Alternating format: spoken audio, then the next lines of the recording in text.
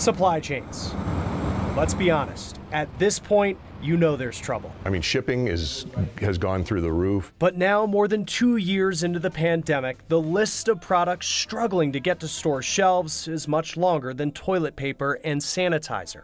I'm surprised it's taken this long for companies to start thinking, we really need to get a handle on this. This week, we'll show you what's being done to stop the strain, the new hope for solving the chip shortage. It's affecting everything. And we take you on a key materials journey to see what it really takes to make it to us. This is The Race.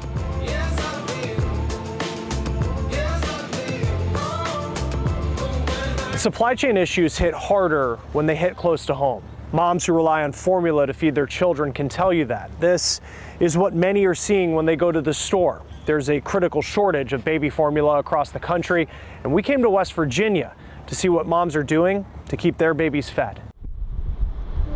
You're messy. As Brianna Dietrich drives us to her grocery store, To see if they happen to have formula.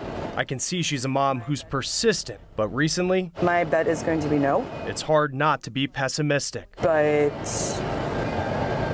I can be praying for this one. Every day, she and her 10-month-old daughter Veda go into stores to buy formula and often walk out with the same results. They had like 3 cans on the whole shelf of anything. Not what I needed. Brianna posts pictures of what she finds on a Facebook page she started to help other moms in search of formula. That is the shelf. Much bright cleaner and paste. Not a lot there. No. Veda's original formula was part of the February recall that led to the shortage. She's now on a generic brand, but Brianna says that too is hard to find. This recall was 4 months ago. Where's the formula? Many parents are asking that. More than 40% of baby formula is out of stock nationwide. That's according to Data Assembly, a company that tracks what's in our stores. How would you explain the formula situation? Scary. It is downright scary. Back at Brianna's house, this mom of 5 I have my hands full. showed me the formula she does have. This is normally what we use. Veda needs it every couple of hours.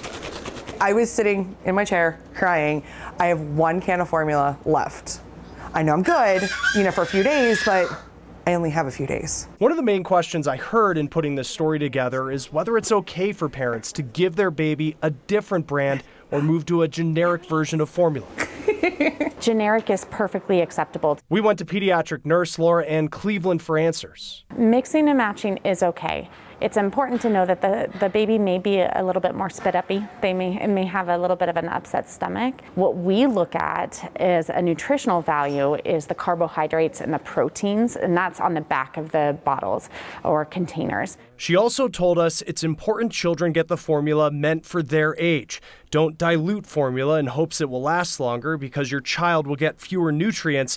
Also, don't make homemade formula you find from a recipe online. Really need to stick with formula that is created specifically for a baby by those who are trained to do so. She says call your doctor with any questions and don't hoard formula because that will make this problem even worse. Oh my gosh, this is the new normal.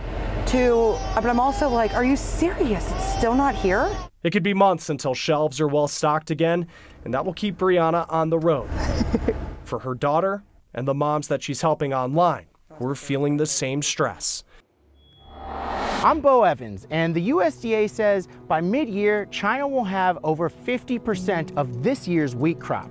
So I came to Salina, Kansas to find out what that means for your food prices. Not a real big one.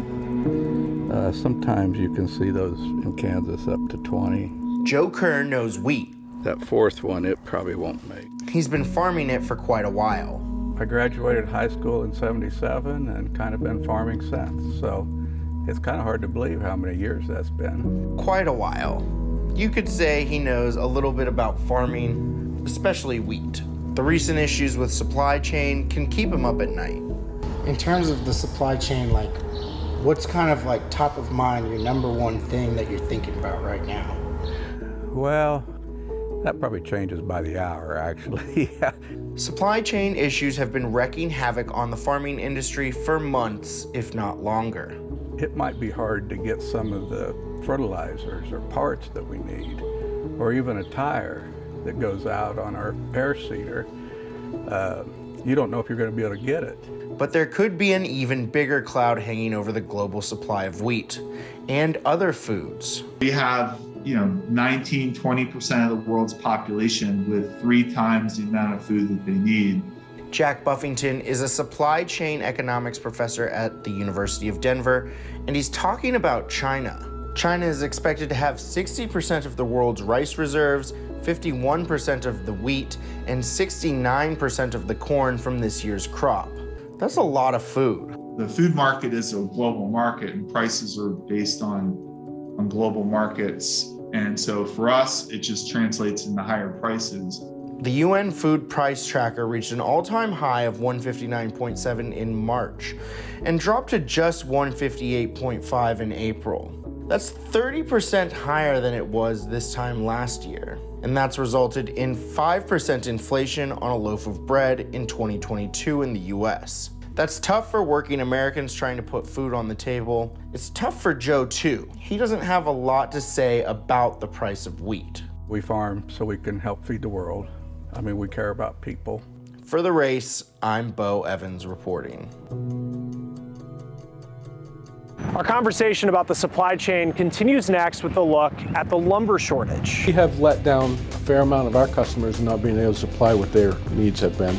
Next on The Race.